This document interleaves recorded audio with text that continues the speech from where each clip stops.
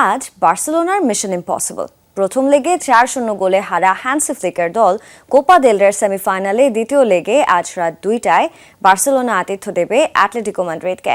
ম্যাচের আগে বার্সার কোচ হ্যান্সি ফ্লিক বলছেন অসম্ভবকে সম্ভব করাই লক্ষ্য নিয়ে মাঠে নামবে তার দল। 2017 সালের চ্যাম্পিয়ন্স লিগের শেষ ষোলোর বার্সেলোনার লড়াইয়ের কথা মনে আছে কি?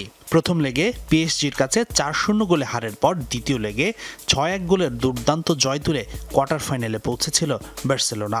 সেই ঐতিহাসিক জয়ের ম্যাচে মেসি, নেইমার, সুয়ারেজদের করা কীর্তিটা আজ নিশ্চয়ই অনুপ্রেরণা হিসেবে নিতে চাইবে রাফিনিয়া, লামিন ইয়ামালরা।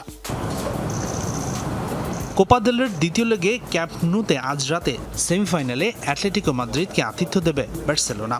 কিন্তু বার্সেলোনা বড্ড বিপাকে পড়েছে প্রথম লেগে। যে ম্যাচে ঘরের মাঠে 4-0 গোলে বার্সেলোনাকে পরাস্ত করে সেমিতে যাওয়ার লড়াইয়ে অনেকটাই লিড নিয়েছে ডিয়েগো সিমিওনের দল। তাই তো ফাইনাল স্বপ্ন বাঁচিয়ে রাখতে বার্সেলোনাকে অন্তত 4 গোলের ব্যবধানে জিততে হবে রাতে, আর সেটা হলে ম্যাচ গড়াবে অতিরিক্ত সময়ে। চোটের কারণে অ্যাটলেটিকো ম্যাচে বার্সেলোনা পাচ্ছে না ফ্র্যাঙ্কি ডিয়ং, আর কার্ড জটিলতায় নিষিদ্ধ এরিক গার্সিয়া। তবে সেমির প্রথম লেগ মিস করা রাশফোর্ড, রাফিনিয়া আর পেদ্রি, এই 3 তারকাকেই দ্বিতীয় লেগে পাচ্ছেন হ্যান্সি ফ্লিক। আমরা অসম্ভবকে সম্ভব করতে চাই। আগামীকালকের জন্য এটাই আমাদের লক্ষ্য। আমরা সবাই জানি যে এটা সহজ নয়, কিন্তু দিন শেষে আমরা কখনোই হাল ছাড়ি না। আমাদের নিজেদের শক্তির উপর বিশ্বাস আছে এবং আমরা মনে করি ফাইনালে যাওয়া সম্ভব। তবে অ্যাটলেটিকোর জন্য সমীকরণটা অনেকটা সহজ।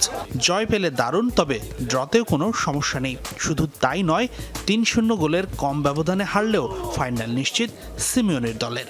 এই ম্যাচের আগে নতুন কোনো ইনজুরির সমস্যা নেই অ্যাটলেটিকোর। প্রথম লেগের লিড থাকায় লো ব্লক ডিফেন্স কৌশলে গেম প্ল্যান সাজাতে পারে দলটি। সেই সাথে হুলিয়ান আলভারেস, সলরতের মতো স্ট্রাইকার থাকায় কাউন্টার অ্যাটাকের অস্ত্রটা তো আছেই। হাসানুর রহমান, যমুনা স্পোর্টস।